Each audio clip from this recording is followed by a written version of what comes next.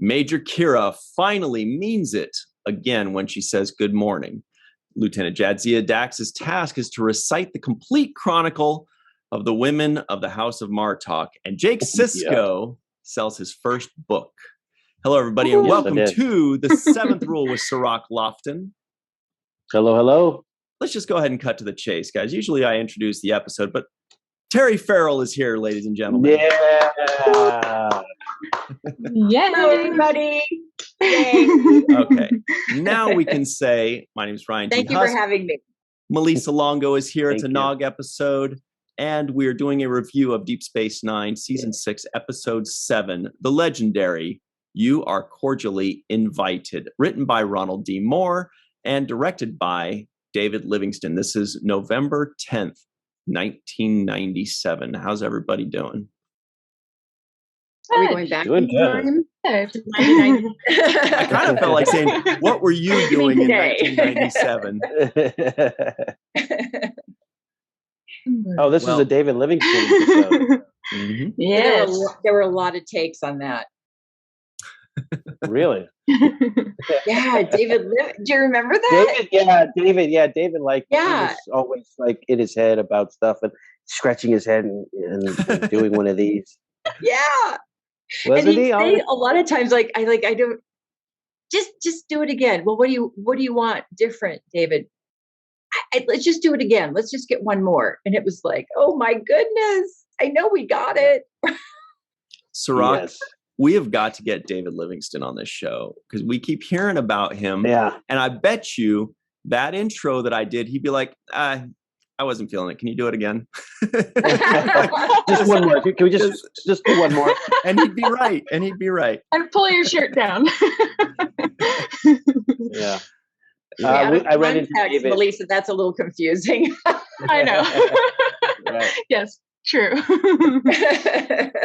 I ran into David at the convention in Vegas, this last mission log. And he was with his wife, and it was really good to see him after all of these years. It's been so many years. But yeah, he would love to come on the show. He said he would, and love to talk to him about his directing style and some of the big episodes he directed. But this is the big episode. This is the marriage episode, which I remember a lot of fanfare and publicity about.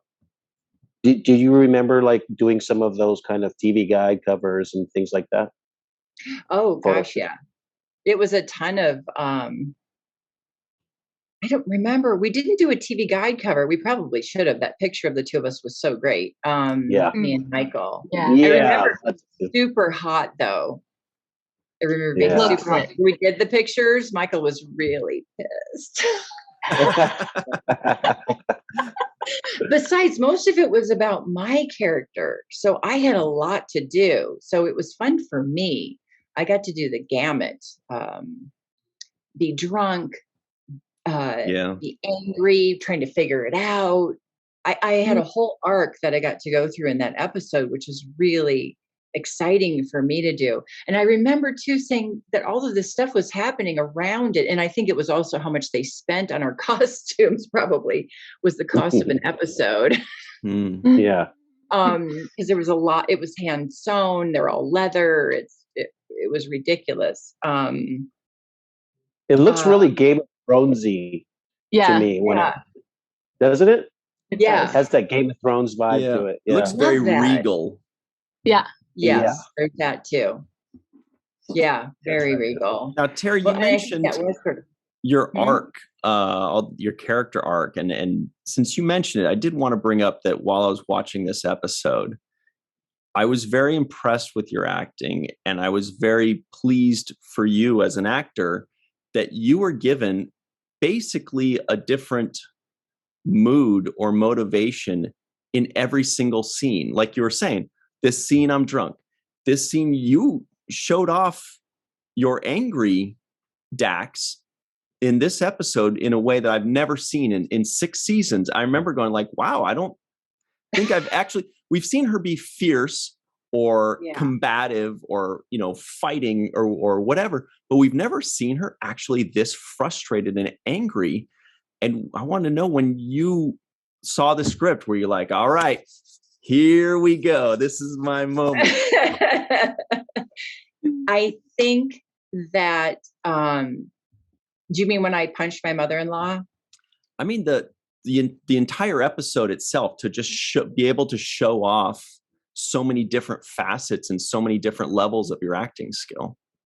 Thank you. I mean, in regards to what you were saying about the anger, because when I remember about it was feeling a real, really in tune to me, Terry, not being heard, not being seen, always sort of being patted on the head. She's a pretty girl. Oh, she'll be fine. She's not really that upset. She's being dramatic, and that too is like a womanhood thing. That is a patriarchal society.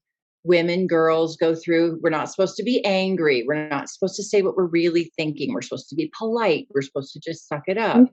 And I think that scene with her gave me permission to say, no, I'm done with all of this, and let the anger rule over what would be the appropriate response. Right. So her anger got to her, and I got to get it out, and Terry, got to get it out. Yeah. It felt very real. Yeah. Well, yeah. And it was so nuanced. Like when you're going through the houses, the line for your mother-in-law, it was so nuanced, and she was such a smart ass, and I was like, oh my gosh, yeah. The little digs were so wonderfully detailed and wonderful to watch. Thank you. Yeah, it was fun to watch. I felt like watching this episode that Dax was dealing with her own kind of racism or prejudice that she was feeling in this moment, because the mother-in-law says, point blank, you're an alien, an outsider. You can never truly be one of us. And that's something that a lot of minorities can relate to, having that kind of sentiment placed upon them. So I really felt like you played that well, as far as dealing with your own racism. Like, this is and to a culture that you had embraced and knew about, and I was respecting. I was trying my best to respect it. So, but they weren't respecting me. I can relate to that on a personal level throughout my life. Being with people that come from a different culture than I do, it doesn't matter if we're the same color, if it's a different culture. Because if you're the outsider, you're the outsider. And if they don't embrace you and there's just you, it is not safe. It's just how we're built as beings. Well, specifically us human beings, we need community. We need to feel part of the whole. We need to be seen. We need to be recognized as valuable. Otherwise, we feel shamed and othered and excluded. And that is how the ancestors that didn't make it died, by being shunned. That's how animals died, by being shunned. It's just a natural need to belong that we all have, and when you're outnumbered, as you can understand in many situations, Cirroc, it's horrible. It's a horrible, horrible feeling to feel that aloneness. And even being a kid that was teased in school, I was very tall. I had high waters. We didn't have a lot of money, and so I was teased about that stuff too, made fun of for stuff that really isn't that important. It's funny, as an adult, you think it's unbelievable what kids do to each other. And it's all to feel safe, right? They need to feel safe. They're afraid of that kid that's othered because they don't want to be like them. It's, a lot of things we're afraid of is because we don't want to be that. And honestly, it's remarkable that Worf and Dax got together at all, when I think about the characters separately, it's sort of, how did that work? Because Jadzia did an awful lot of work to conform, and that's kind of interesting for a 350-year-old being. Yeah, well, I don't think it would have happened if it wasn't for Jadzia, because she was this open vessel to other people and other cultures, and with that wisdom that she brought through her 300 years, I don't think anyone else could have reached Worf in the way that she did. So nobody else did. On traditions. Yeah. Because of Curzon being buddies with all those guys too. And that being her last host is probably super present for her. I want to also highlight a scene in which you're carrying these two like heavy vats, and you have to balance them and then place them down on the thing. And of course, your stepmother is giving you all of this hell about, not placing it properly on the pedestal, and, just not doing it right. And the moment I want to just, congratulate you and just give you your flowers for the way you portrayed that scene. Really loved that scene, loved your performance in it. And the moment that I enjoyed the most was, and this is a moment I've seen on screen before, and I'll give an example in the movie Glory, when Denzel Washington is being whipped. There's a moment where he's resolute about, I'm going to take this whipping and still, be strong and hold on to my dignity.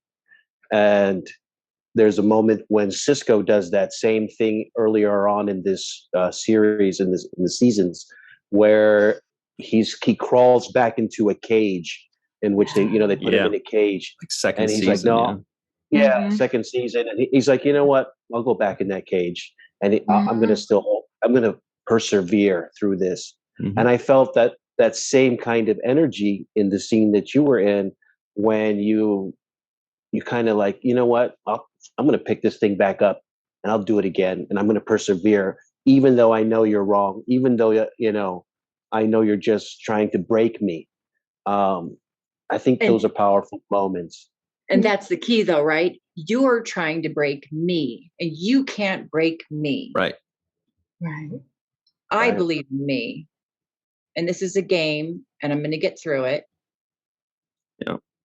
That means the real power. That means the real power was in your hands. You were the one that held the power, that decided if you were going to break or if you were going to stay in control of yourself. And by the way, can we just point out you had some guns there? That's Terry Farrell, the actor, that had guns there. Yes. That wasn't Jadzia. Yes, I noticed that too. I was like, well done.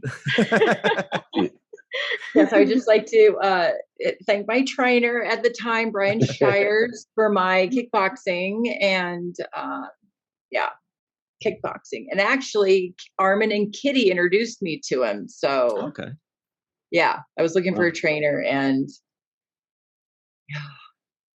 oh wow, thank you. Well, he whipped you into shape on that. Yeah. And the line that you said, that just I every once in a while we go through and I'll point out the line of the episode. And, good. And in this episode, you had the line of the episode, which I thought was the one that stood out the most and had the most meaning behind it and was delivered the best. But it's a 3-word sentence, but it's, I don't beg. Yeah. And that's all you said. You're like, I don't beg.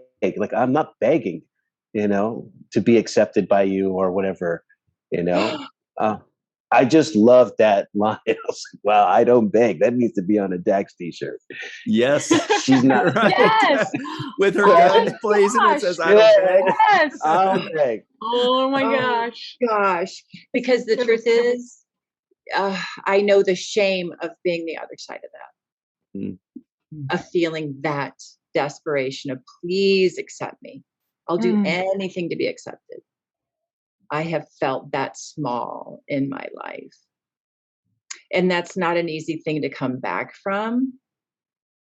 But and Dak still enriches me to this day playing that character. And recently I've been through, I don't mean COVID, as you all know, I've been through quite a lot. And in this last year, I feel like I've rebuilt myself back up again.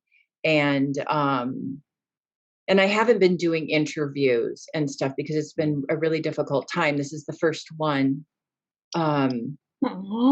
Yeah, and part of it is I trust you guys, right? I know you know me. We've all known each other a really long time. This is not about exploiting me. And I know you won't ask me anything uncomfortable.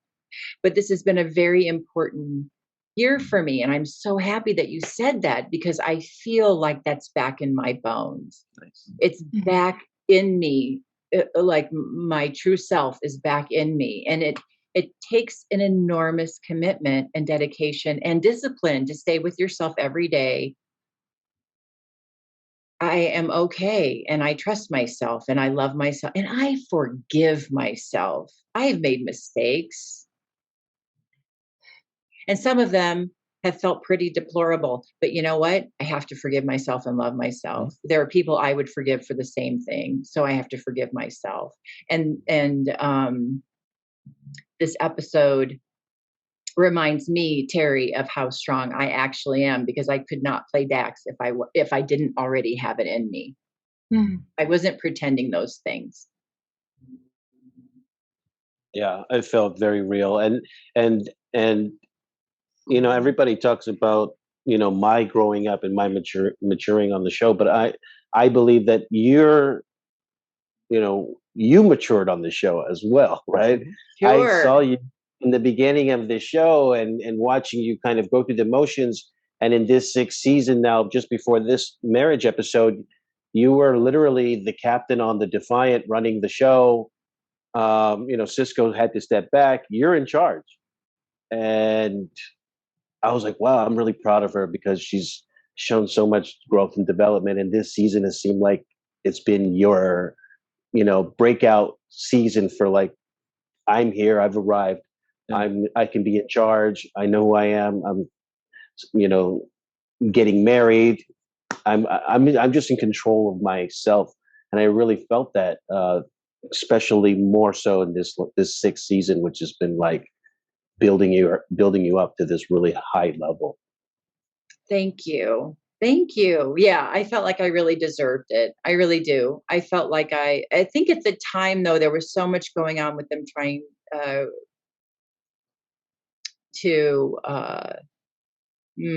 were so many head games on, on the political front that that was super unfortunate. I just didn't expect that because, like Ira said many times, we write for who's, showing up that we feel inspired by.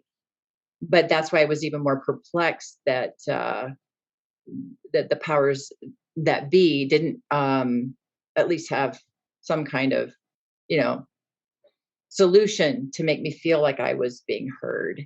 And it's kind of like I started out being very insecure. You're right. I was overwhelmed, completely overwhelmed in the first season. And it was like acting college. Like I'd been in classes and everything, but this was, as you know, Cirroc, like, my God, you just have to show up and be creative, whether you feel like it or not. You're going to have a good day, you're going to have a bad day, and you just have to deal with it. And best way to learn how to be an actor is to jump in and just do it and believe it, whether you're feeling good or not. It's just the way it is. And I miss being on this series. I mean, I really, Becker was also really tough because it was a completely different format. But I think all of those situations when you're on a TV series and you have a chance to make mistakes and try better the next time and forgive yourself for performances that you think, oh, that was terrible, but you get a chance the next week to follow up, you really earn self-respect for yourself as a creative person. And you're going to have good days and bad, and it's not that big of a deal. Well, you were also surrounded by so many forces of nature, like Avery, Nana, Renee. I mean, these people that, like, you were playing with the big kids. I mean, I can only imagine walking into a room surrounded by these people can be, intimidating. It could be inspiring. It could be so many things. It could be very overwhelming. Well, I would say intimidating to begin with. Because they were really overtired by the time I got hired. They didn't have a lot of patience left. I was the last person shot out in the pilot. I didn't get a chance to warm up to anybody. It was like, boom, we're shooting. And I hadn't worked for a really long time on a regular basis. So it was really super overwhelming. And Renee, bless him, we used to talk about this, but he had no patience for me in the beginning. None. And that I would come undone. It was too much. He was too overwhelming. Avery, at least I could, he was great. I remember that first time him saying old man to me, and it was so much. And I had to pull him aside. And I said, I'm just a 28-year-old woman. I'm a young woman at that. I can't one up you. I just can't. That's not who I am. And could you help me? Because I'm really nervous. And he was really kind to me after that. I think he never said as much, but he was, I think he really appreciated my honesty and just saying how I was feeling honestly. And from that point on, it was like we had this kind of quiet understanding, I mean, he still would push me, as you know, right, Cirroc? He would still toe to toe it, you're going to show up for this. I expect more from you, which was great. It's like all your best teachers are the ones that you go, I can't. And they go, yes, you can. You will. Yeah. And he would say that without even saying it. He would just look at you and be like, oh, sorry. That's okay. Yes. Okay. All right. Right? Okay, I'm doing this. And there's scenes where we had arguments, our characters did, and I love them. Love them. Yeah. Right? Acting college. Yeah, acting college is the best way to put it. It is like a university level. It's graduate school for acting. It's, when you step on the set, you got all these people and they know what they're doing so well. I watched Avery do a one-man show of Paul Robeson. Me too. And just for everybody out there, a one-man show. That means you have to know the entire script. You have to keep the audience entertained for an hour and a half. No. And it's just yourself. One man and a dozen women, right? That sounds exhausting. That's my one man show, not Avery. Oh, right. One person. Okay. No, you have not changed. But I say that because I want to say I'm highlighting the degree of difficulty that these actors that we worked with are capable of. The degree of difficulty is off the charts when you're able to do a one-man show and you're able to go through a whole script with the dialogue and it all by yourself.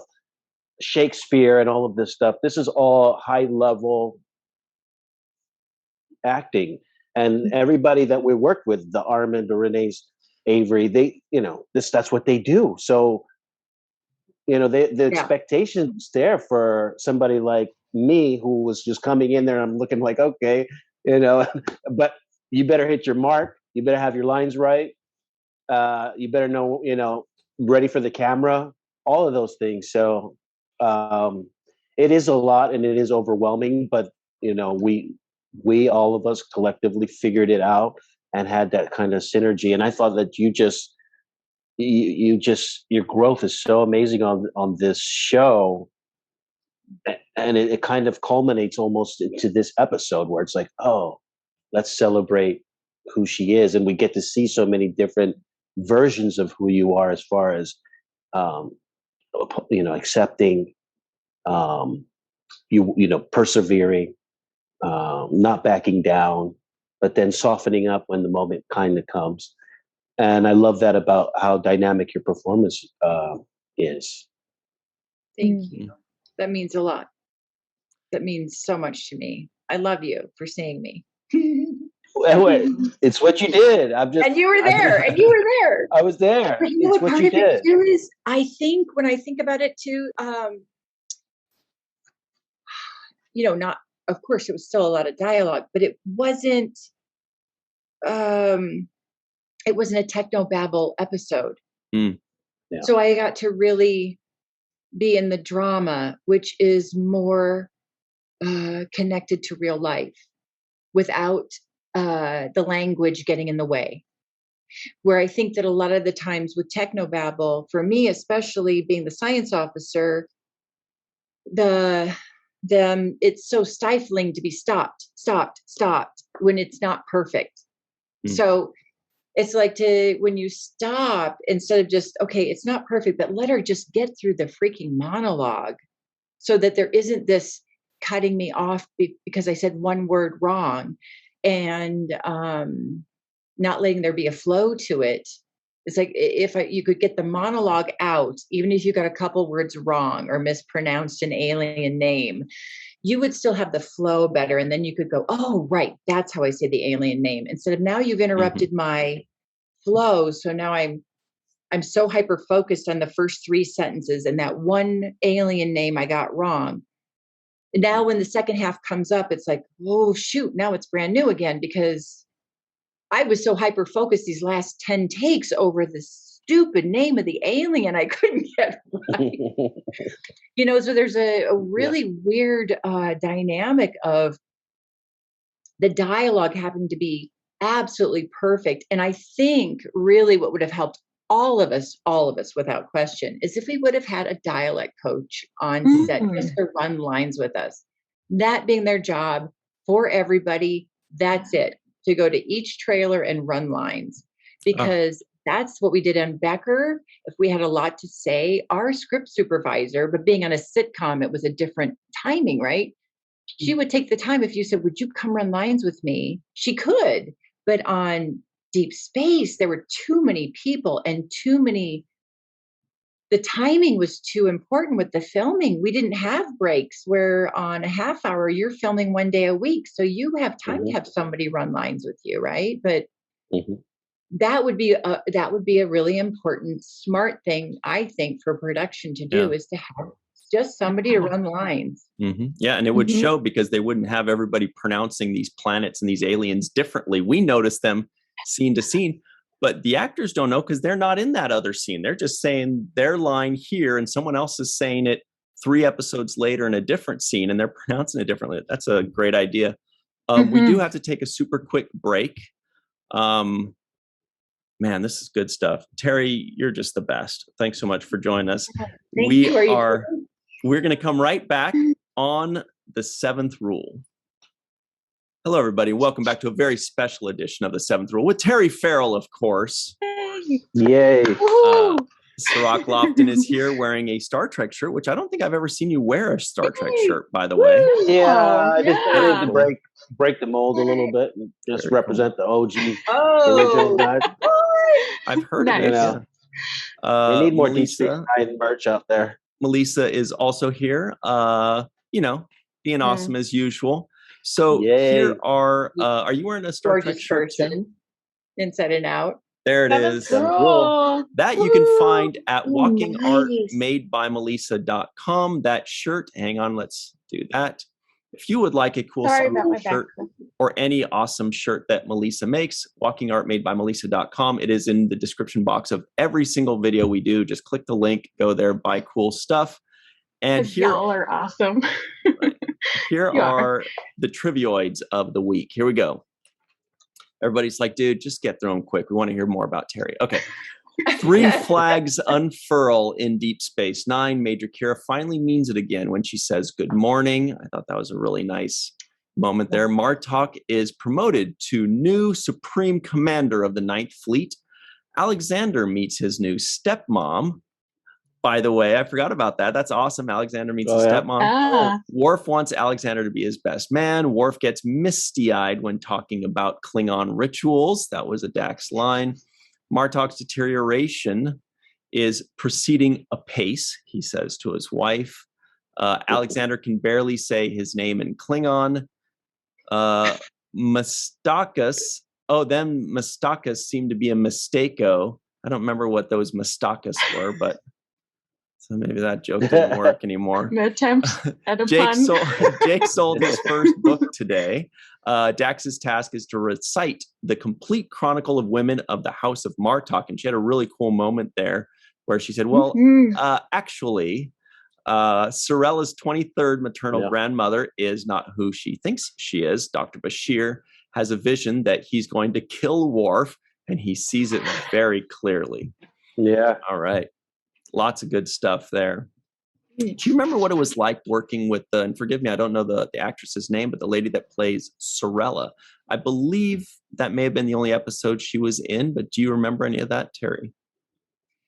No, unfortunately, I think part of that was I was so heavy in that episode. It was really about my character that I probably, as per usual, when I have a lot of lines, I spend a lot of time in my trailer.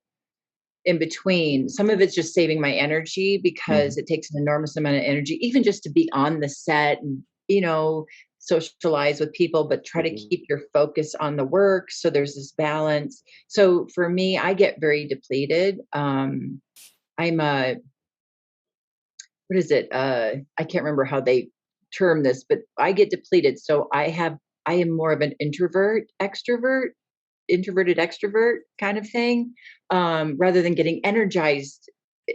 It's not that people drain me. I get drained because I need my time alone to kind of just replenish and be quiet. I meditate a lot.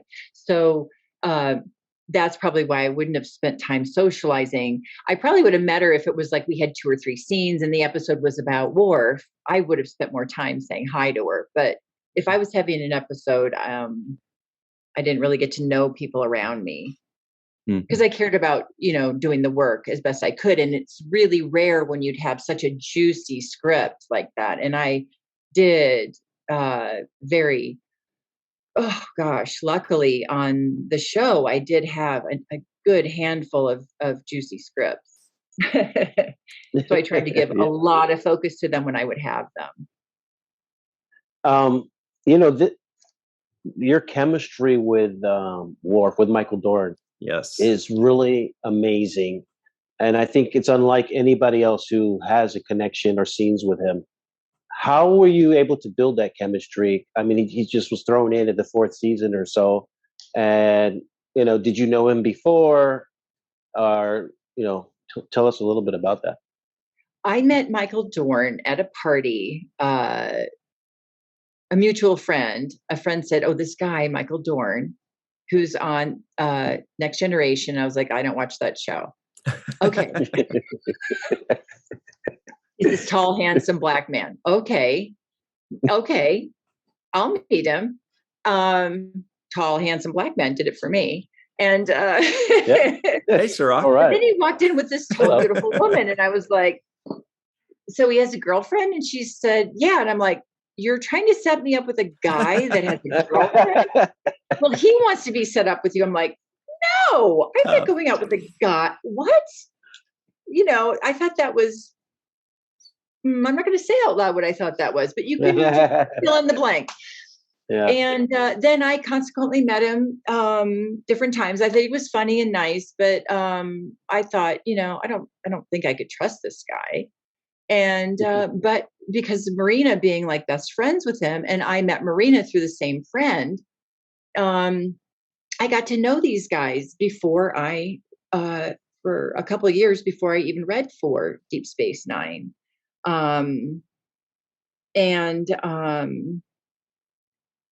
So much so that they were trying to decide whether to set me up with Brent or if it should be Michael, and so I went out with Brent for a minute, and it was crazy. Anyway, I love all those guys, and in my screen test or my makeup test for Deep Space, I was on the Next Gen set, and it felt crazy because it felt like all my friends are in Next Gen. And Jonathan Frakes was on Paper Dolls with me. That was my first acting job on ABC. And Marina, Michael, and Jonathan came down to congratulate me in Mike Westmore's little room when I got the part. So I had this relationship with him and friendship with him all before he got on deep space, and would see him at holiday parties at Marina's house and everything. And so when he came on, we were both like, hey, we're friends. Let's flirt with each other in the scenes. Because chemistry is really about flirting with each other. You create that.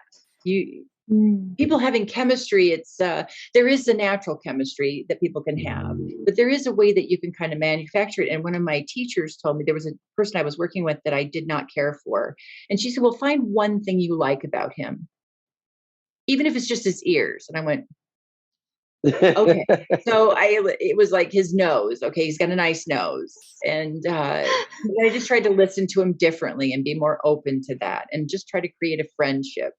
So in that, it starts to create a chemistry, because it really is your connection as people that makes the most difference. But you do create it, as we do work on friendships and whatnot in real life. So we did that. And so I don't know how much of it had to do with us intentionally flirting with each other, or if they brought him on to intentionally bring us together. I've never had that conversation with Ira. But in any case, obviously it worked. It worked. And he's a big flirt anyway. So it was, when I bit him, it wasn't written to bite him, but it was, I did. And it was like, what did she just do? There was a scene where I bit him, and it was like, what? And so it was kind of fun. It felt like I was messing with Michael's head a bit. It felt like that. Like, you can't have me.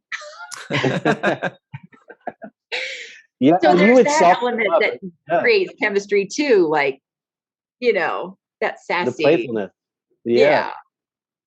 And when you called him out, I mean, you softened him up more than anybody I've seen. Like, when you call him out on stuff, he's like, well, Jadzia, the reason I have to. You make him explain himself in a way that he doesn't explain himself to anybody else. Mm-hmm. Yes. Well, what's interesting too is we would have disagreements, and we would go to his trailer and talk about it and work it out. And it was really good, a really good relationship. And I think it created mutual respect, and we really love each other as friends, because we take the time to take a deep breath, listen to each other, and try to understand each other's point of view. And that's how we worked as coworkers together. So we created a friendship in that at work, which I think, obviously, the longer we worked together, the more our relationship worked, because it wasn't then just flirting. It was a real friendship and a deep respect and love for each other. The two of you on screen very clearly were written and acted as opposites attract, right? That was kind of what made us love it and just eat it up. Not just because it was two great characters that we love, but also that the comedy gold was already there, right? But you also, right, you also played it up a little bit more. And it sounds like a little bit of that was a reflection of your actual personalities. The way you said you kind of teased him a bit. Do you feel like it was just an honest and easy reflection of your personalities, or do you feel like you kind of had to ham it up a bit more for, to make it work? No, I think that we came, no, I don't think that we were hamming it up. Because I guess, to me, when you say hamming up, it sounds like manufacturing it. I think we both came wherever we were coming from. And I think that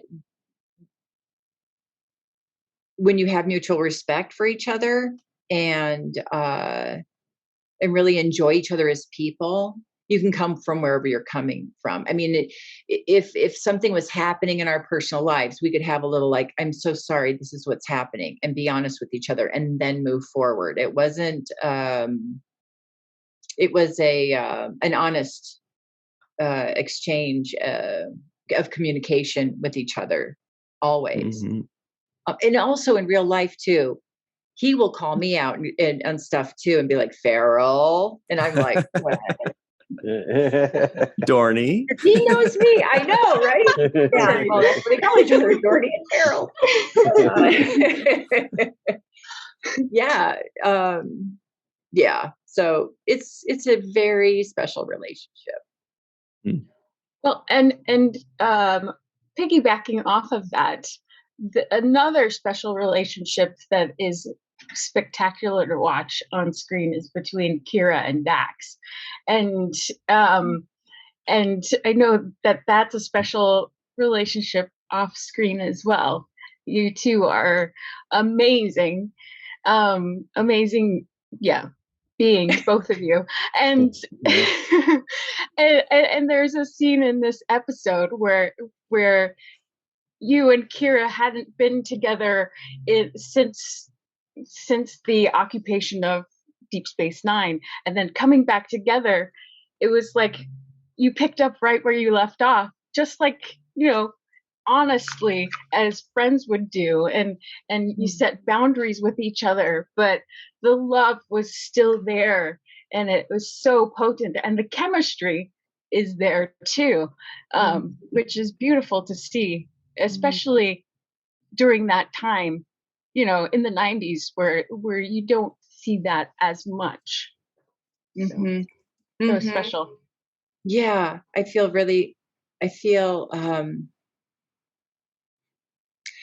wow, I feel really blessed to have the relationship I have with Nana from then and now. I think it was more challenging because we had so much surrounding our careers, and there was so many other things going on behind the scenes and stress.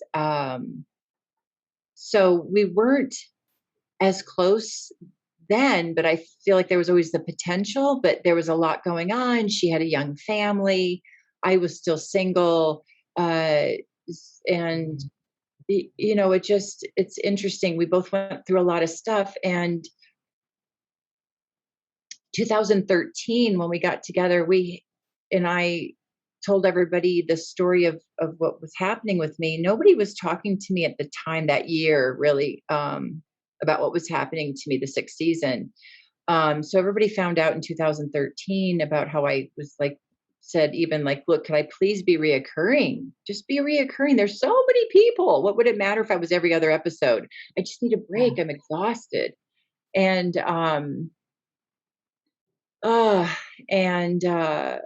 Ira was like, I didn't know that. I would have been okay with that. It's like, well, too late now. But we really reconnected then. And I think it was great because Nana didn't know where I was coming from. She didn't ask at the time. She was just pregnant with Django, or just had Django. It was a lot going on for her in her life. More stuff that I will not share, but you all know from what was going on in all of our lives behind the scenes. And we really, in our reconnection, have spent time really getting to know each other in a deep and honest way. And we both have grown a lot. We both have, I think, helped each other a lot. In this last year, I don't think I could not have done it without her being my big sister through this for me. And I love her so much for that. I really, really needed her, and she really showed up for me. And I don't think anyone's cared for me and loved me and championed me the way she has, especially in this last year for me. So yeah, she is my chosen sister. Yeah. And I know I'm not alone in the love for her. Yeah. Yeah. I mean, another, you know, people always watch, they ask, oh, was the connection with you and Avery real? That's what I get asked all the time, you know, because, and I'm like, duh, you know. But and that's what comes across on screen. Like what you just gave us the background about your history with Michael Dorn. it comes across on screen. We can see that there's a genuine, real friendship, relationship, chemistry between the two of you. And you and Nana, clearly you guys, there's this real bond between the two of you that is present on screen. The camera only captures what really exists, what's really there. Yeah. And I feel like, and we worked at them. So sorry to interrupt, but we all worked at our relationships. We had to. We were tired. It was a lot. It was a lot of lines. There was a lot going on, a lot of moving parts. We had to communicate with each other, even if we didn't do it well and we got angry because we were overtired. We had to we were in the trenches together. We were. Shared experience. And when it's happening, it's a shared experience. It is. Yeah. And that was going to lead me to my next question, which is, I felt like I had Avery as a person that was looking out for me or protecting me or, just somebody that I felt like was watching out for my best interest. Did you have anybody like that you felt was like, this is the person that I know is looking out for my best interest or is kind of, maybe take me under their wing in certain instances? Did you feel like you had that, or did you develop that over the years? I think I developed it over the years, but I would say that there were a few times, and I would have to point out that actually there was one time I really was having a hard time. I really had a hard time with all the Technobabble to begin with. That's nothing that I would ever think would be a strong suit for me. Who wouldn't, right? Yeah. Yes. Mohammed Noor, maybe. All right. Or Aaron McDonald. Right. Nicole Dubois. She said that it's easy for her. Really? Oh. Yeah, she said it's easy for her, and it wasn't easy for me. But I remember one time I was particularly embarrassed, so embarrassed with how many takes it was taking, and I started crying really hard. I was so overtired, and when I get nervous, I get really skinny, and I was really skinny that first year on the show. And David Livingston and Avery took me aside in the trailer. So I would say Avery probably, but he had so much to do. It wasn't like he could constantly be there for me. But they also hired me because of Paul Lynch. And unfortunately, he shamed me about this. They hired an acting coach for me, and Ivana Chubbuck. And she said to me, Terry, I don't think there's a problem with you as an actress. And I'm sorry they're making you feel like you're not a good actress. You need a dialect coach. You need someone to run these lines with you. It's too much that they're doing this. And I would have 9.5-hour turnarounds. They would have me come in. They wouldn't get to me. I'd have my close-up at 2 a.m. Then I'd have 9.5-hour turnaround. Then I'd have a short weekend. Like, there's a point where the first 6 months, you're like, yay, the extra money. And then you're like, no, please, I'll pay you. I need to sleep. I need to sleep. I don't know who I am anymore. Yeah. Yeah, so, but yeah, it was difficult. I've been in many situations in my life where I felt like the outsider, and that one felt that way too. But this has been a really good lesson, I think, in my life, and especially this I think I'm done learning this lesson. I just have to remind myself every day to forgive myself. Is that I need to surround myself with a support group, and I think I'm done uprooting myself. But who knows? But if I do uproot myself and move again in my life, I know I will create community immediately, because that's the most important thing. And I think that's what the tough thing about a job like Deep Space Nine, action, adventure, high special effect show is. It's hard to have your community outside of work. Your whole life is at work. That's why it's so hard on personal lives, right? Yeah. Yeah. And then it becomes everything, because there's no time for anything besides work.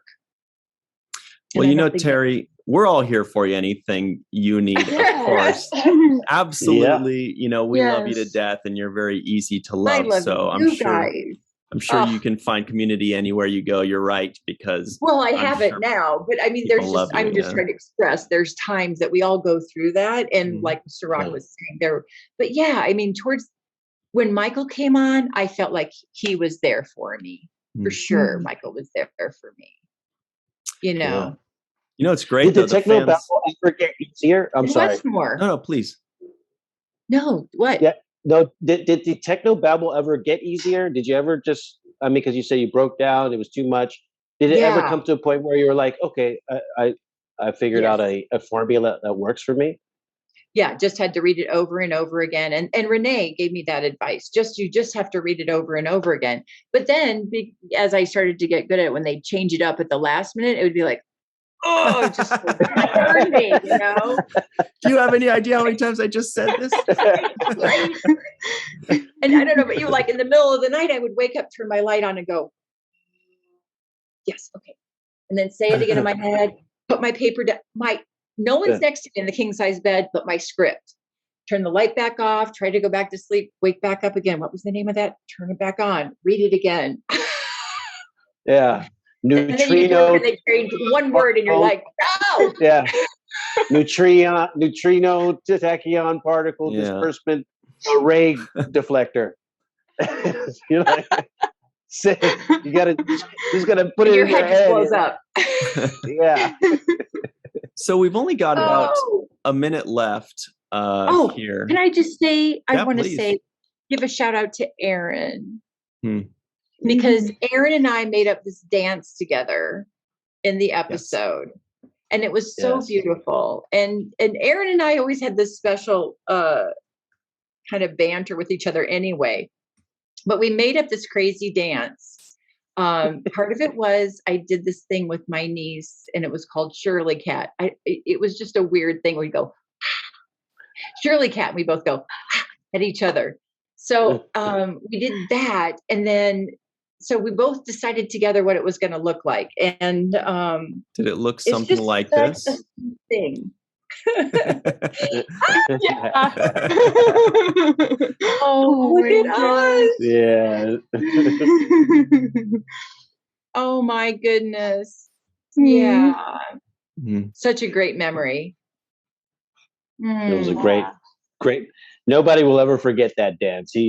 That's true. 27 years later, we're still talking about it.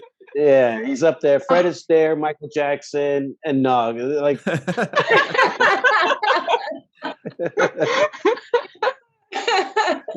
my gosh. Yeah. And it'll always be alive on film. Yes. I think that's the best part. That is the best in part. the early days of our show, he did that a couple times for us. He'd go like, He'd give us the move, give us a taste. Eat your heart out. Give you a taste. Yeah. Little taste. Yeah. Without the little. Yeah. Well, Terry, this has been just the best thing ever. And this is clearly one of your most memorable Dax episodes. Does it rank up there for you? It seems like it ranks pretty high up there for you, just if nothing else for what you accomplished as a human and as an actress to just dominate these very difficult scenes. How fondly do you look back and remember this one in particular? Oh, so much. Yeah, so much. I just, anything where there's a challenge and you feel like you've met it feels very satisfying. And I'm so happy you reminded me of it, because it's one I forget, because so many people talk about Rejoin. So many people talk about Trials and Tribulations, Far Beyond the Stars. And this one, people don't bring it up. And some of the Klingon episodes are right up there too, where I feel like I was, really fortunate and lucky to have everybody be my supporting cast in that episode and really show up for me. You conquered this one. You dominated. Thank you. I love you guys so much. We did. They gave you the hardest stuff to do. So they gave you all the Technobabble, and then they gave you Speak Klingon too on top of Right? the calculus level. What is you know what? They couldn't break me. They just That's couldn't right. break Yeah. You were holding those Couldn't break things out. Yeah. That's great. I'm so glad that you left this behind as part of your legacy, that we'll always have this. I think it's the greatest wedding in Star Trek. Still to this day, I would argue. Maybe Ryan knows, but I can't definitely think of a better one. It left that impression on us. So thank you, Terry, for sharing your recap of those moments and those times. It's amazing. We love it.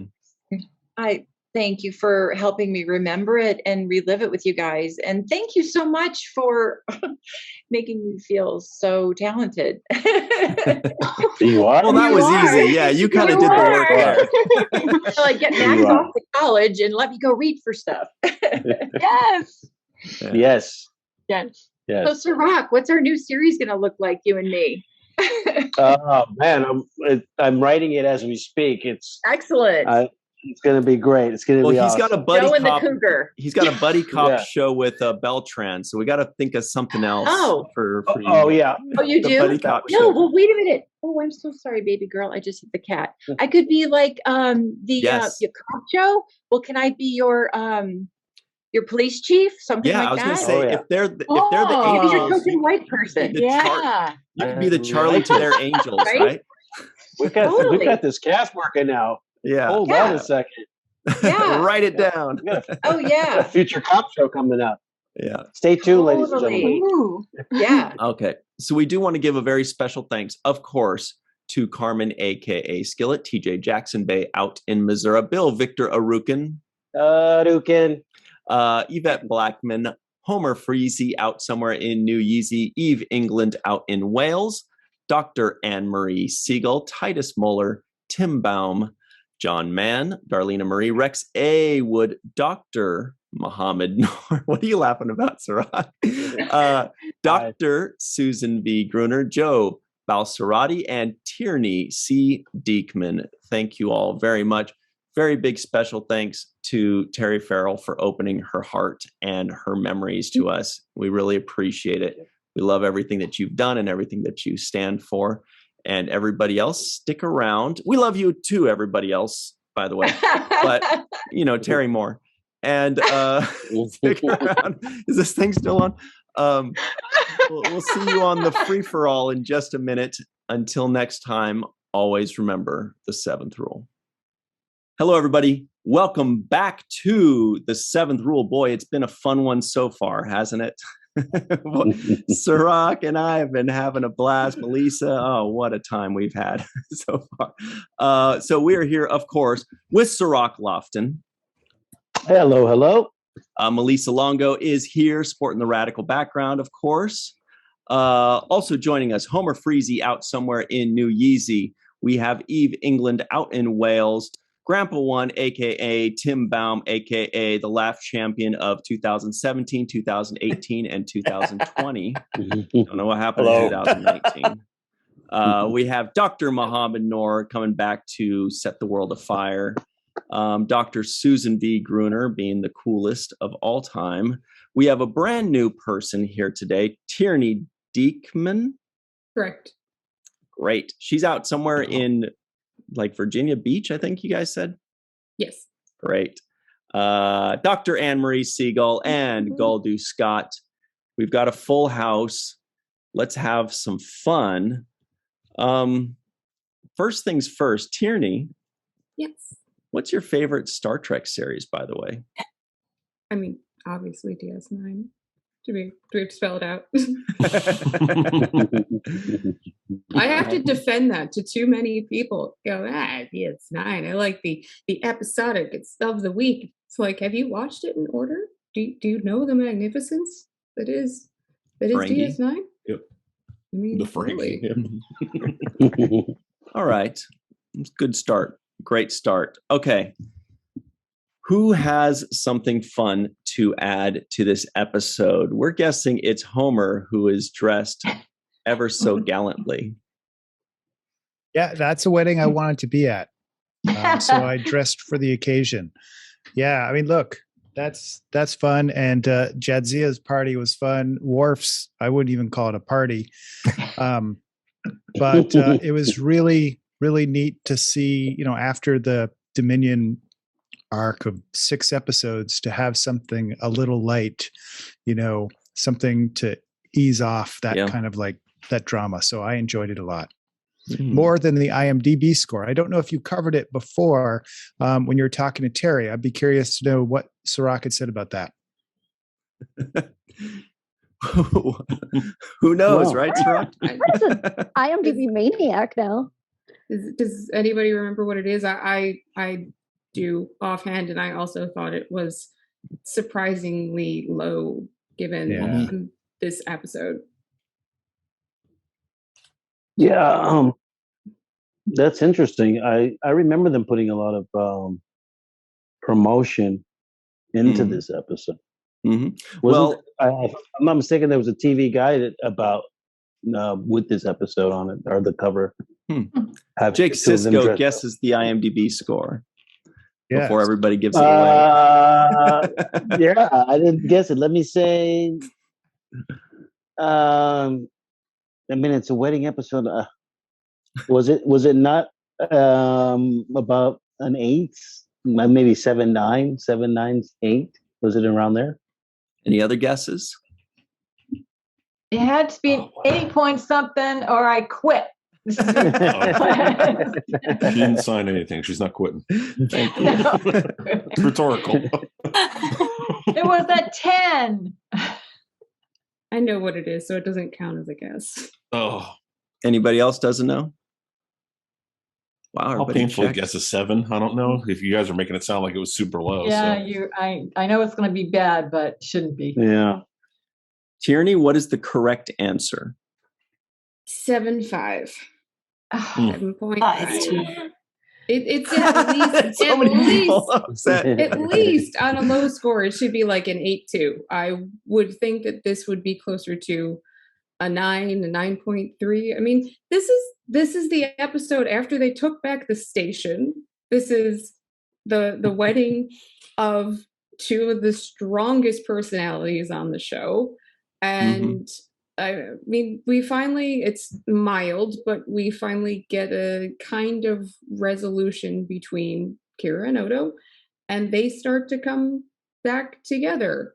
And there's a lot of subtle references to many other things. There's lots of great things in this episode, like a ton of them. So it kind of baffled me, the low score on it.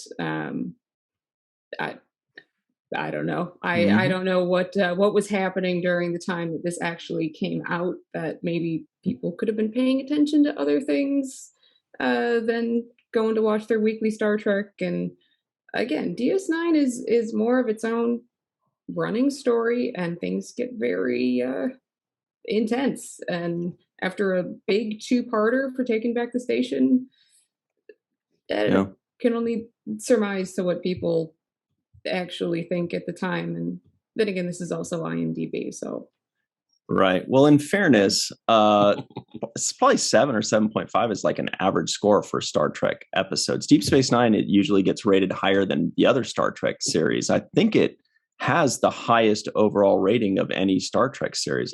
We can fact check that, but I think There's lines that are spoken in this episode that deserve a 10. Like what? Alexander. Absolutely. Grandma, I mean, that is a 10. Or there's just a figure of speech about the drinks. Oh, hilarious. Yeah. Kill Worf. That's what I'm going to do. I'm going to kill Martok Worf. all the way through the whole thing. Everything Martok says. Oh my goodness. Yes. Yeah. Everything she says. Eve England out in Wales, do you have any juicy tidbits from your companion or anything you'd like to show off? Yeah, there's 2 things, because there's one thing from the companion that was quite interesting, and this is probably going to be a question then for Cirroc.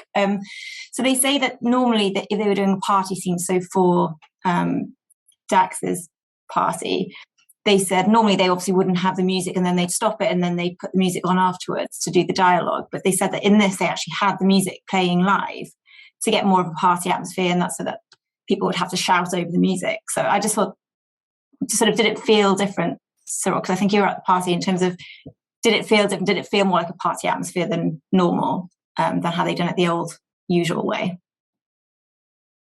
No, I definitely felt like a party atmosphere.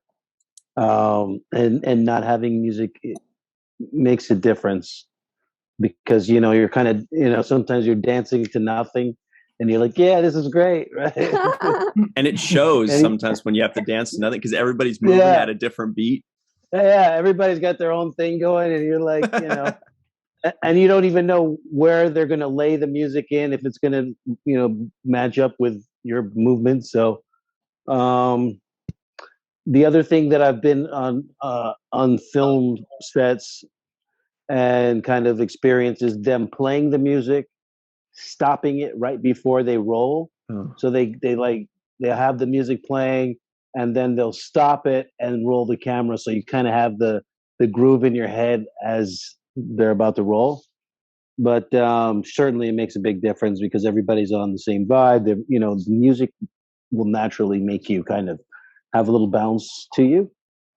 And I thought that in that scene that Terry she really looked like she was having fun and having a party. I don't know if you guys felt that too, but I felt like Dax was like really let down, like the dress she was wearing, but just kind of her whole overall demeanor. She's usually a little bit stiffer. And in that moment, I felt like she was so loose and like, hey guys, turn the music back on and let's party. And I kind of like that about it. It really felt like she was letting herself go a little bit and having a good time. Mm-hmm. Yeah, I mean, I think that's why it's really interesting to read that, having just watched it, because I thought it was such a great party scene. And, you know, you don't really see that very often. Normally it's sort of like a really awkward, you know, work, networking party or something, isn't it? Whereas it just genuinely did feel like you'd actually want to go to that party and have a lot of fun. So that sort of explains how you got that really good vibe on the TV. So it's just interesting to read about that and hear about how that felt a bit different. Yeah, that's really interesting. Yeah, felt different. And of course, you know, Nog always brings the dance moves to the party. And like every great rager has like people talking in the bathroom, having like a serious conversation. Yep. I felt like that was such a great touch for a rager party. Yeah, absolutely. Mm-hmm. My favorite part of the whole party is just watching Morn the entire time. Yeah, so Ryan, much more than to just sit still, because most of the time he's just like, and he's killing it. He's dancing. He gets out from behind the couch. The best part too was it was 100% spot on Morn, because in the morning he wakes up and he's still got a drink in his hand. He leaves with it. Just walking around, just walking out through the habitat ring with a drink in his hand. Just starting the next day with the hair of the dog that bit him. DS9's like the Vegas. Fight with the Bolian. He has the fight with the Bolian, and they make up, and there's that huge body slam that they do. And there's this big sound effect, this whomp. Just two of them collide. Oh man, I'm surprised Morph wasn't as jealous as I thought he would be, coming home and seeing those two guys kind of walking out. I would expect him to punch somebody. More good. I love the look of the Polynesian. I think he's Polynesian, but the look on his face when he bumps into Worf, his eyes are so huge. So there was a little tidbit in, I think it was Memory Alpha, that had said, I don't know if it was Ronald D. Moore or whomever had surmised privately or something that if Sorella hadn't intervened or something had changed that had suggested that Dax would have slept with Polynesian guy if the night had been a little different. Seemed to be hinting at that when she was kind of like, we'll see. Yeah, if there's anything else you can do. I mean, Lita was feeling him too. It's just, I guess they like that fire breathing and. Well, Grandpa One, you sure had a hearty laugh there. Were you feeling them too? What did you think of this episode? Actually, everybody's brought up the part that I loved the best, and that was the party. and especially the chest bump with Morn. That just that cracked me up. And then also leaving in the morning with a drink kind of reminds me of my weekends. So, but no, I can see why this episode wasn't rated as high as it was. You know, I thought the evil mother-in-law was kind of a tired. You know, that's been done over. So I wish they had shown much more of them making up. But yeah. So anyway, that's my 2 cents. But yeah, Morn was the best part of the whole thing. What about the nog dance? That's what I'm just going to say. The nog dance. The little thing. I wanted to ask Melissa about that. Did Aron ever talk about the dance with that? That's brought up like on the IMDb and a few other places of the kind of improv that they had done, and I don't know how true it is or how true any of the stuff you find is, that they had made it more of a focal point than he had initially wanted or something, and then they really focused on it and everybody thought it was great. And it is great. It seems like the perfect Ferengi dance. I love it. So yeah. I wondered his take on that, if you guys had ever talked about it. Oh yeah. Yeah, he talked about that scene often, thinking that he had one line in the party, and he's thinking, oh yeah, this is gonna be easy day. You know, I don't have much to do. I'm just gonna sit back and enjoy the party. And then David Livingston comes up to him and says, we're going to open the scene with you dancing, doing a Ferengi dance. And he's like, what? You know, in his head, what? And he got really kind of angry because he got scared. He had no idea where to draw from. You know, there was no reference to a Ferengi dance, and Armin wasn't there at that moment, and so he talked about his rant to the Na, because she was in that opening part, and he's like, what am I supposed to do? How is this supposed to work? I don't know how Ferengis dance. And then he just started going, he's like, well, maybe they do this, and the Na started laughing, and he said, you know, when you make a beautiful woman laugh, you know you're doing something right. So and then he's like, well, then maybe if I start shaking my butt, and so he got another laugh from the Na, and he's like, oh, okay, maybe I got it. And so they opened the scene with him doing the Ferengi love dance, and love dance.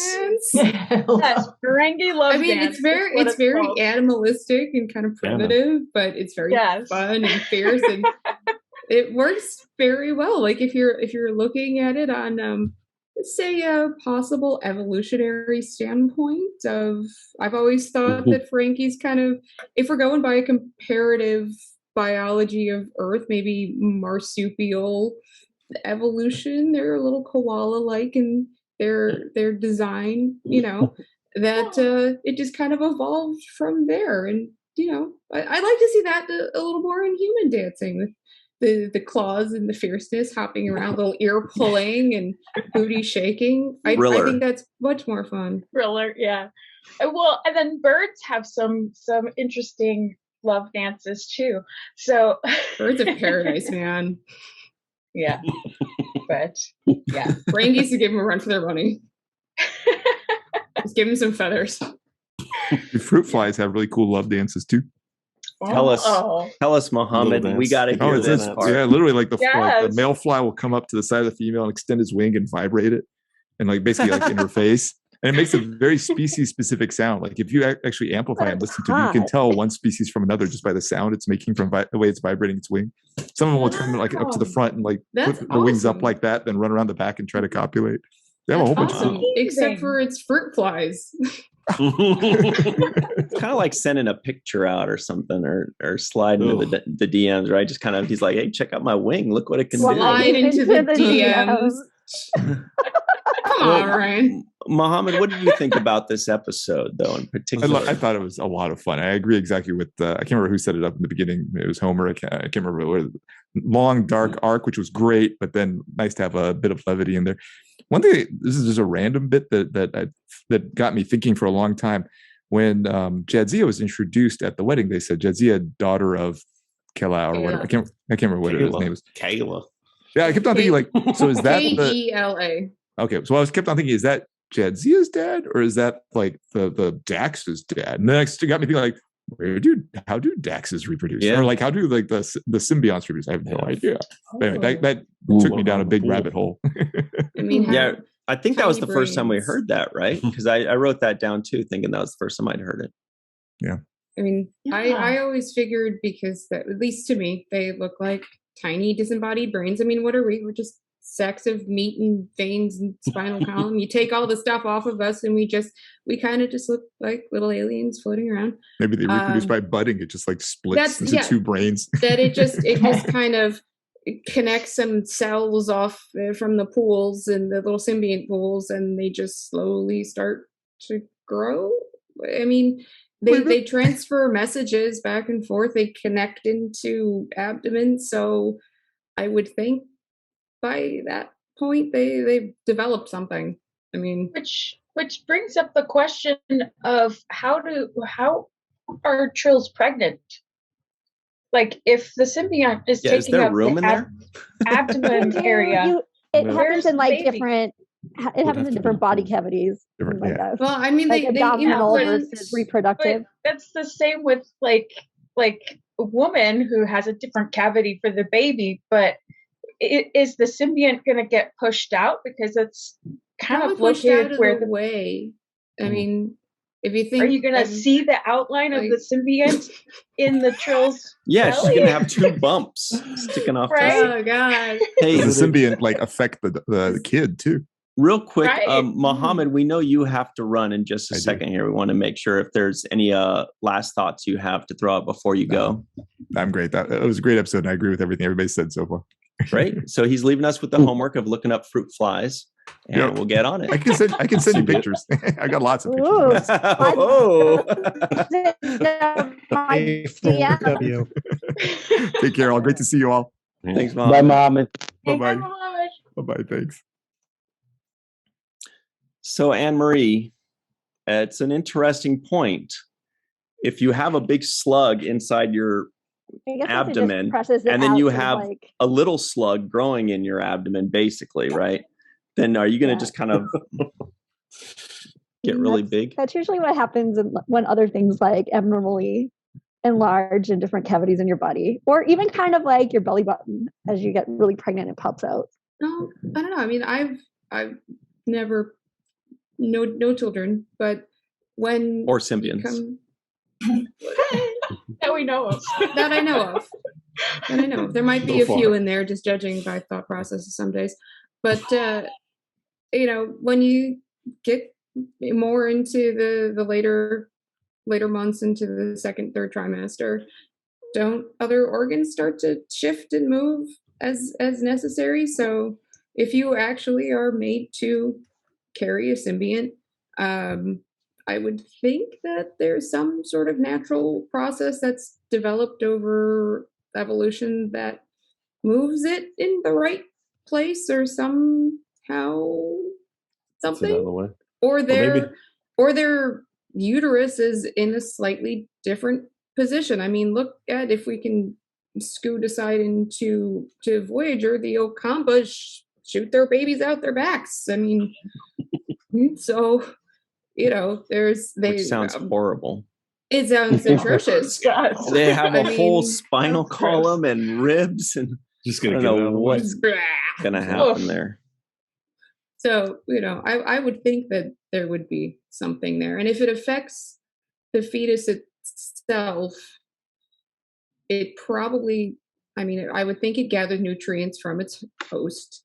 So you'd be eating for 3 then, maybe, or 2.5. I mean, the twins. It's this big, so you're not really, you don't have to eat that much more, but you'd have to probably consume more than, say, your humanoid female or others that don't have symbionts, but maybe up to a certain point of brain development, it might not be affected. I don't know, because this is fiction. Well, Sue, you are a third resident doctor here. What are your thoughts on this, or the episode in general? I think we need an episode on Trill physiology. Yeah. We need more Trill. Also, like, if a woman can have more than one baby, I think obviously there's a spot that the symbiont has in the Trill physiology, and I don't see how it would affect the baby because it's a separate entity. And but no episode has ever gone that deep into that kind of thing. Yeah. Wow, that space station image behind you is so good. It is. I'd have this forever. Yeah, but I never realized how orbiting the planet. Hang on, I'm going to spotlight you for a second. Sorry, Sue, but that just looks way too good of detail right there behind you. That is so good. You can see the yellow on it too. Yeah. It's a high res picture. Really is. Obviously, yeah. Oh, wow. Yeah, Sue is the best answer for how does a symbiont work if a Trill gets pregnant. Of just, we can fit a lot of babies in us, so yep. And the symbionts don't get pregnant in the host; they get pregnant right in the pools or whatever. They're stirring them around and everything. But we never hear about how they reproduce. At least how Trill reproduces, that is also a host to a symbiont. But yeah, if people can have triplets and quadruplets and even more, there's room in there somewhere. Maybe not very comfortably, but yeah. I guess the answer is people have twins and stuff like that. They just get bigger. But when Melissa said it made sense to me, which is like if they already have this space that's just for the little Trill thing that's not even that little, it's like the size of a football or something, then something else growing in there might compress it. But I guess we have other organs in there, and those other organs survive. Cavity operating, things like move around. Nothing's like set in stone exactly unless it's like wrapped in fascia. And reproductive organ, like the uterus grows and pushes other things out of the way, or you transplant like kidneys into an abdominal cavity and your body compensates by things moving around, or just when you're in there, like you push and pull things out of the way. And I think put it in a bowl, right? Don't you put organs in a bowl sometimes? Sometimes. When you're digging stuff. No, but like, I mean, like kidney transplants will have an additional kidney or two. Just you don't take them out. My only question with that is that I imagine that the pocket is more like a marsupial than it actually being inside your body. Totally. So the organs inside, yes, would definitely shift around and compensate, but they're in a pocket in front of all of those things. So that was why my question was that can like give and take really interestingly too. Like if you have like a brain surgery, for example, you take out part of your skull and put it in a little pocket in the stomach while the like future brain surgeries are going on, and then you put it back. Or also like if you get a burn on your hands, sometimes you'll like put the whole hand in an abdominal pocket. Call it a 6-shooter because the hand's like this on your abdomen. But that is the most brutal thing I've ever heard. I love it. But like, yeah, it's kind of like a similar, subcutaneous pocket. Can I get those to just keep my hands warm? Yeah. And for those of you keeping score at home, yes, this is the record for most times marsupial has been mentioned on an episode 2. 2 names for marsupials. The previous record was 0. Go for 3. All right. So before we go, do we have any final thoughts? Maybe Scott, we haven't heard from you much today. What do you think of this episode, or do you have any fun toys to show us today of Jacob? Oh no, I'm actually not home, so moving some stuff around at my brother-in-law and sister's house right now. But I haven't watched this one in a while, and coming up, I do remember not loving it as much as a lot of the other ones.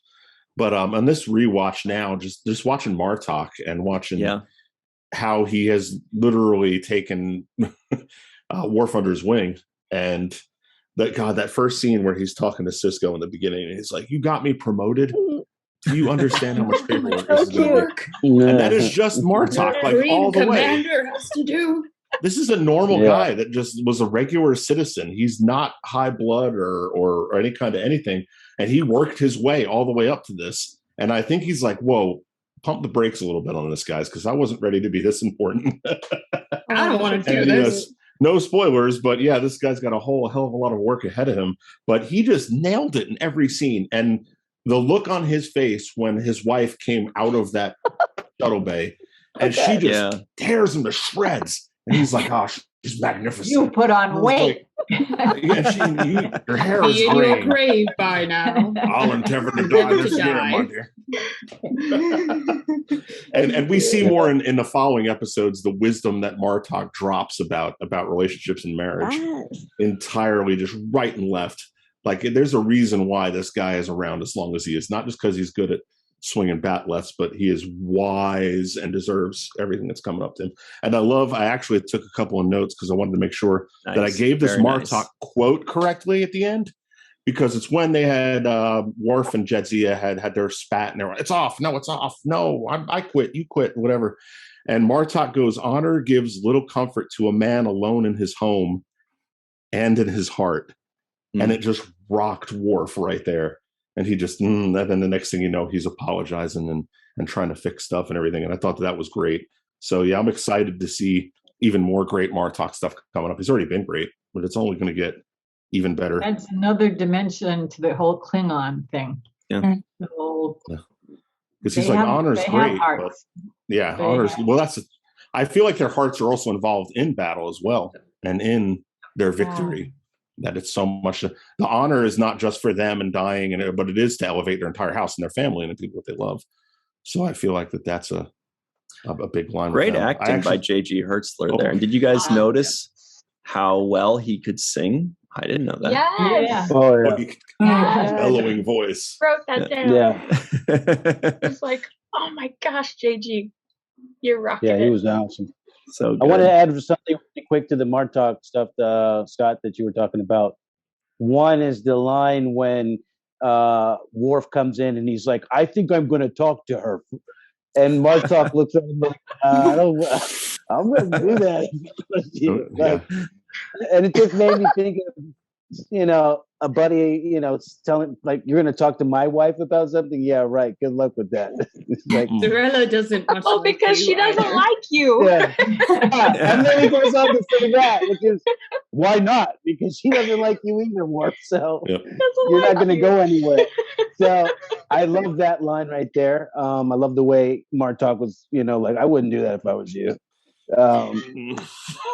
And there was another moment too, is when that moment between Sisko and Martok in Sisko's quarters, there was a moment at which Martok was reaching for the baseball, and I loved how Sisko kind of caught it and was like, nobody puts their hands on my ball right now. No, Klingon, you can't eat my baseball.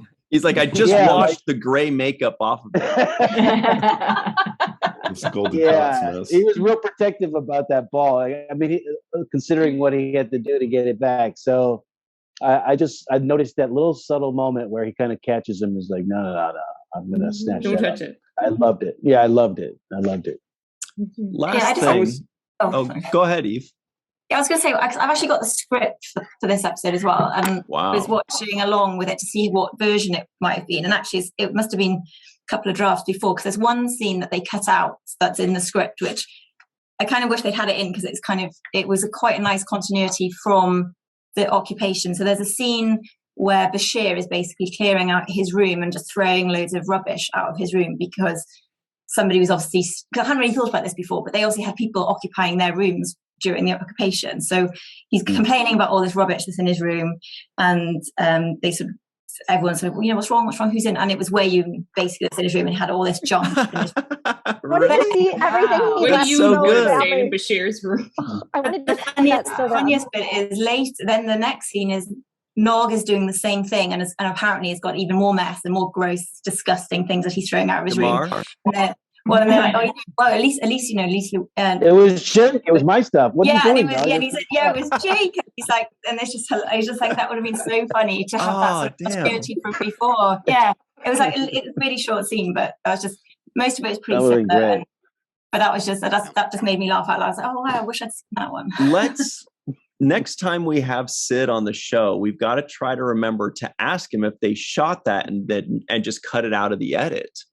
Yeah. Or if they just ended up because Cirroc, because a lot of times you shoot stuff and then eventually you have to whittle it down to the perfect time and they have to cut out a scene or two. Damn, yeah, I don't know if they cut it out or not, but it would have been a great little just because it just the thought of it by itself, the fact that other people were occupying their rooms is something that didn't really occur to me until you said it. So yeah, makes sense. Okay, so one quick thing, besides the obvious, you know, the Dax stuff like Curzon or like, you know, mentioning her mom or dad's name. We don't even really know if that was a mom or dad. Did you guys catch the NAM, the non-appearance mention? Keiko, yeah. Oh, I missed that. That's right. He said Keiko's not here, right? And Gowron. Yeah. Okay, well, I got a third one that I didn't even think of. Good job, guys. I need to put that in my notes. There was all those gats too. I guess I should ask you guys what the NAMs were. But there was another one, more of a reference, somebody we have not seen in this series. Shelby? Yeah. Yeah, but that one was that one's kind of a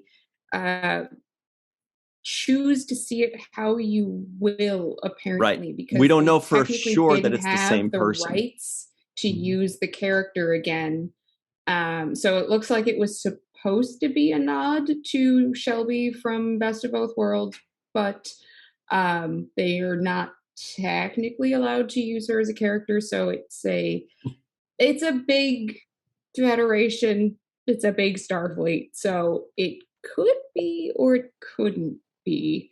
It's I think how they said you can take it. I mean,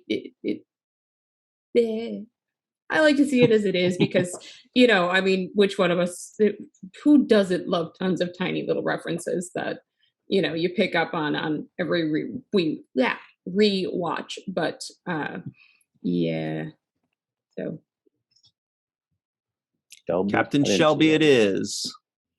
No, but it's true. There's nothing that confirms that that's who it was. We have no idea. It's just up to us. I'm glad they didn't confirm it before they when they actually aired the episode, because that could cause a lot of problems legally, apparently. But did you guys, when you talked earlier, touch on the Odo Kira conversation in the bathroom? Oh yeah, we definitely talked about that. Okay, I had wondered because apparently that was touched on in one of the novels, what had actually been talked about.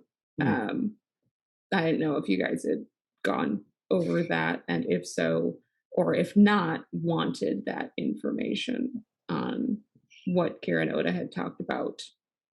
If anyone's interested, that didn't. Oh yeah, let's hear it. Okay. Well, apparently in Olympus Descending, a story in the DS9 relaunch series novel Worlds of Star Trek Deep Space Nine, Volume 3, Odo and Kira's unseen closet conversation in You Are Cordially Invited.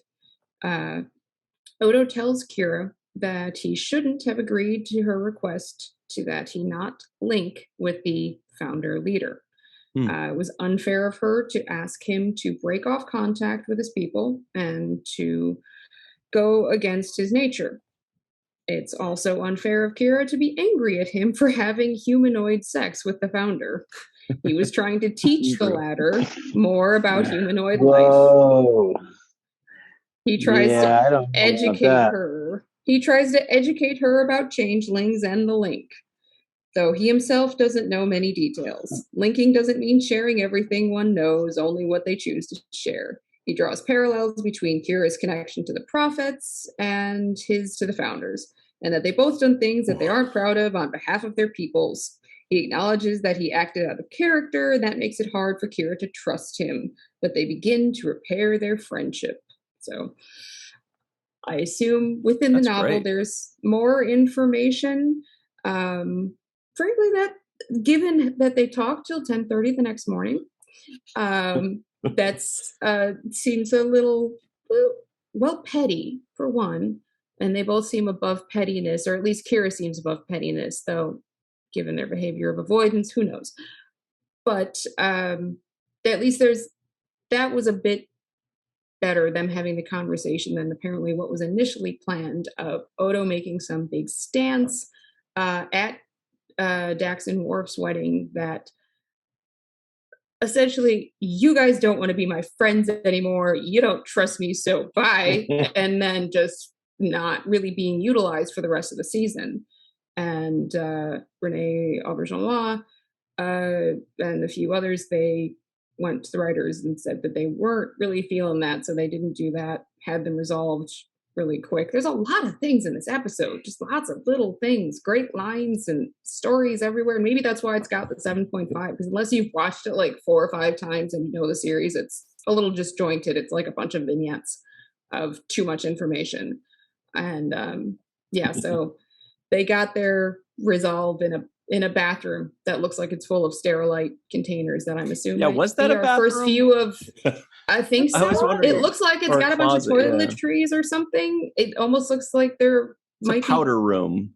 Something like Sterilite tubs that are maybe toilets. Is that our first view of Star Trek toilets? They're just pull out things that the waste reclamation. Yeah. But it could have been a vanity with a seat. Yeah, something. It looks like a powder room. I mean, it looks like it's got toiletries and towels and stuff. But yes, apparently that conversation. Sure, there's more information of dialogue in the book was that sorry I had relations with one of my own kind while not in a relationship with you. It seems very petty. But he was explaining himself. Yeah, I mean, it's something. It's something. Oh, and Jake got published in this episode too. Yes, first book Jake got published. Got to tell. The cool part is too. I was remembering when you were talking about the books. There is this other book called. This is going to be hard to see. Prophecy and Change, and it is actually the Visitor, but in this timeline, and it's old Jake. Telling I can't remember what her name was, but Andrew Robinson's daughter played Melanie, and telling her these stories, and Jake is like, well, it's not about the big stuff. You've heard about the Dominion War, you've heard about it. It's about the little things, and like one of them is Nog having an orb experience, and then one with Jake and Zial becoming good friends during the whole revolution thing, and how that was always like a little bit. I thought it was glaring. It should have been Jake and Zial. But there was other political reasons to put her with Garrick, but and it's really cool because it's kind of like the book that we saw Jake write in The Visitor, but he wrote it in the regular timeline. So wow, that is so cool. Fun. Can you hold up the cover again? Yeah, it's called Prophecy and Change, and it's got Captain Sisko and Commander Sisko and everybody around the edges. You got there's a little Jake there. I don't know if you can see that. It's real bad lighting. Who wrote it? Who's the author? Oh, it's a bunch of people. It's the cool thing is all the stories are written by different people. Andrew Robinson has his first story since A Stitch in Time, a short story in the back here that is another. I believe it's another story back to Dr. Bashir post TV show. But a lot of them are really cool. Like the Nog there's a full on Nog story about him going on a heist because it's just before he decides on Starfleet and everything. And Kai Wynn offers him a orb experience for pay. And because he has that orb experience, he understands that, wait a second, I'm more than just, some little criminal kid. And he still goes and cracks a safe and stuff, but it's perfect. Yeah, it's a really cool Jake stuff as well with that whole him and Zial story, because it's a lot of the stuff. The story is a lot about him writing the letters out and trying to put code in them that Weyoun is reading. And, in the last couple episodes, we talked about how Weyoun's like, no, we can't send this out. So we can't do that. And Jake is trying to put in different code to get messages out to his dad. And it's really cool stuff. Okay, we got to hear more about that at some point, because that is such a good book. I can't believe it. I want to hear all about it. Maybe at a round table or something. You could read it, Brian. You could read it. Oh, whoa, easy. That might be too much. I'd rather just hear the stories as told by Goldie You're so Scott. good at voices, dude. You can do it. You're so good at voices. Get your Cliff Notes. I prefer just listening to Scott tell us. That was very entertaining. I like that so much more than spending 10 hours reading it. Anyway, horse. Well, I do like that too. It's a big one. We do have to run though, but thank you all very much for joining us. Scott, Eve, Tim, Anne Marie, Tierney. Is that Irish? Yes, actually, very good. It's Gaelic. Cool. Tierney. Homer, Melissa, Sue, PhD, and Cirroc Lofton for Mr. Aron Eisenberg, the coolest person ever and best dancer, by the way. My name is Ryan T. Husk. Thank you very much for joining us, and always remember the 7th rule.